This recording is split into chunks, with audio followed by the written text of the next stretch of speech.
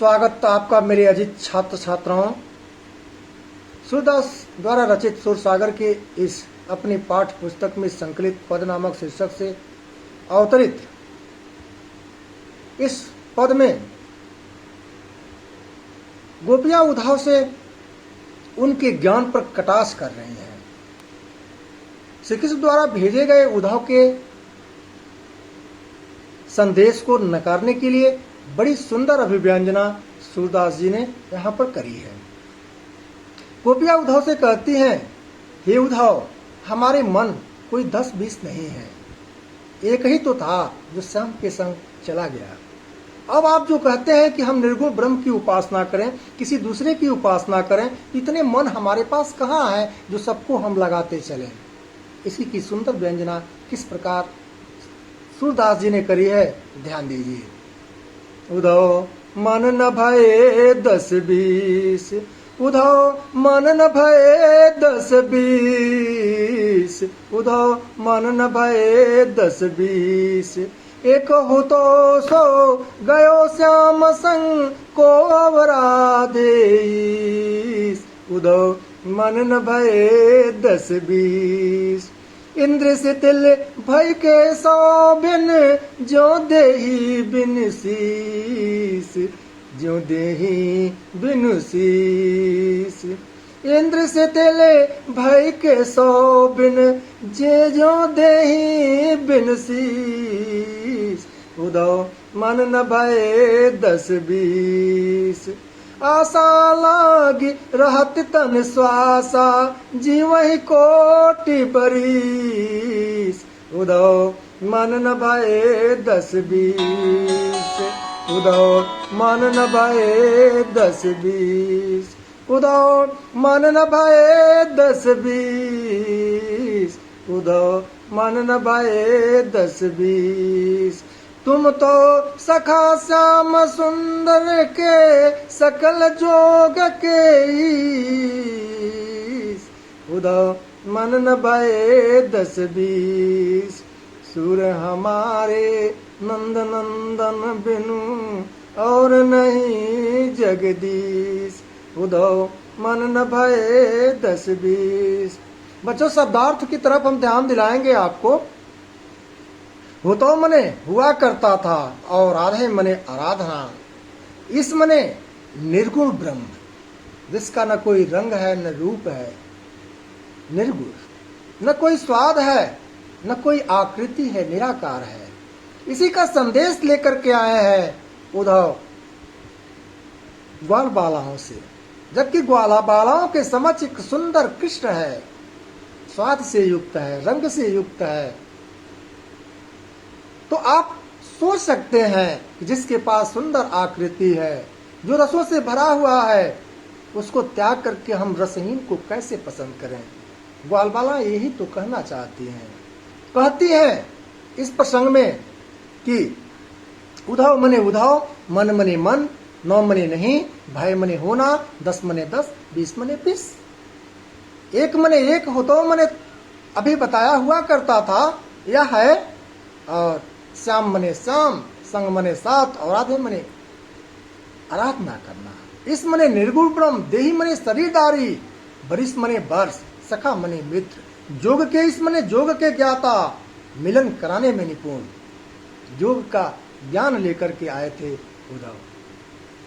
तो इस प्रकार आप देखेंगे बोर्ड परीक्षा के दृष्टिकोण से बहुत महत्वपूर्ण प्रसंग है यह। फिर मैं आपको ध्यान दिलाता हूँ प्रसंग की तरफ।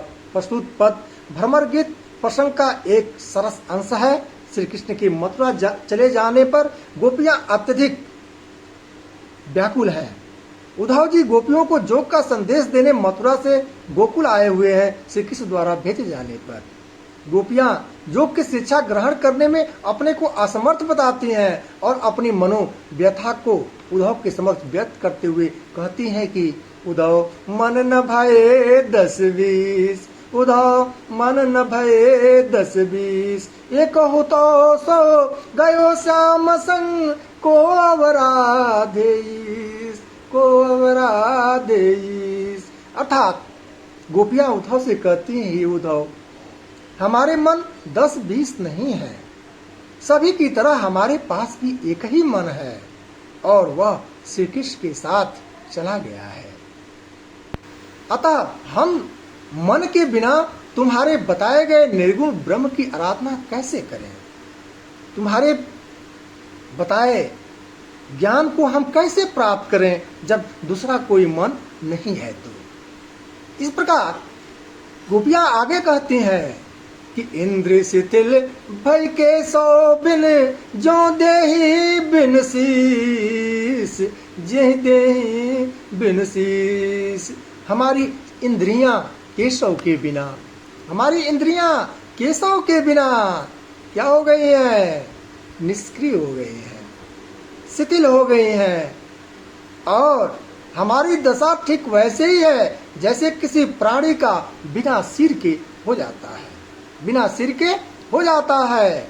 हम श्री कृष्ण के बिना मृतवत हैं, हम श्री कृष्ण के बिना मृतवत हैं, यानी मरे हुए के समान हैं। और इस प्रकार जीवन के लक्षण के रूप में हमारी श्वास केवल एक आशा के रूप में चल रही है कि श्री कृष्ण एक दिन जरूर आएंगे, श्री कृष्ण एक दिन मथुरा से लौटकर जरूर आएंगे। तो आशा लागी रहती तन श्वासा, जीवहि कोटि बरिस। इस प्रकार हमारे अंदर यह आशा भरी हुई है कि श्री कृष्ण एक दिन लौटकर जरूर आएंगे और हम इस प्रकार कोटि बरिस, हम करोड़ों वर्ष तक जीवित रह सकती हैं। प्यारे बच्चों, इस प्रकार गोपियां आगे कहती हैं कि हे उद्धव, तुम तो श्री कृष्ण के अभिन्न मित्र हो, तुम तो सखा श्याम सुंदर के, तुम तो सुंदर श्री कृष्ण के सखा हो, मित्र हो, तुम तो उनके मित्र हो और संपूर्ण योग को जानते हो, संपूर्ण योग को जानते हो, संपूर्ण योग की विद्या को जानते हो। यदि तुम चाहो तो हमारा मिलन अवश्य करा सकते हो, अवश्य करा सकते हो। सूरदास जी कहते हैं कि गोपियां उद्धव से कह रही हैं कि हम तुम्हें यह स्पष्ट बता देना चाहती हैं कि नंद जी के पुत्र श्री कृष्ण को छोड़कर हमारा कोई आराध्य नहीं है, हमारा दूसरा कोई आराध्य नहीं है। हम तो उन्हीं की परम उपासिका हैं, हम तो उन्हीं की परम उपासिका है। हमारे नंद नंदन बिनु और नहीं जगदीश, हमारे नंद नंदन बिनु और दूसरा कोई भगवान इस संसार में नहीं है। तो इस प्रकार इस पद में बच्चों आपको देखने के लिए यह मिला कि प्रस्तुत पद में गोपियों की जो विरह की दशा है वो श्री कृष्ण के प्रति उन्हें एक निष्ठ प्रेम का मार्मिक वर्णन दिखाता है। शैली मुक्तक है, भाषा सरस मधुर ब्रज है, रस श्रृंगार रस का वियोग है और सखा श्याम सुंदर के में अनुप्रास, जोग में श्लेष, जो देहि बिनु शीस में उपमा अलंकार की व्यंजना हुई है, गुण माधुर्य है। और इस प्रकार इस पद को आप आराम से पढ़ेंगे, ये पद है या गा के पढ़ेंगे आपको समझ में आएगा बहुत आसानी से। यह आपको कंठस्थ भी होगा और आपको इसका उत्तर और इस पद को देकर के नीचे जो प्रश्न पूछे जाएंगे उसका उत्तर देना भी आसान होगा। मेरी शुभकामनाएं।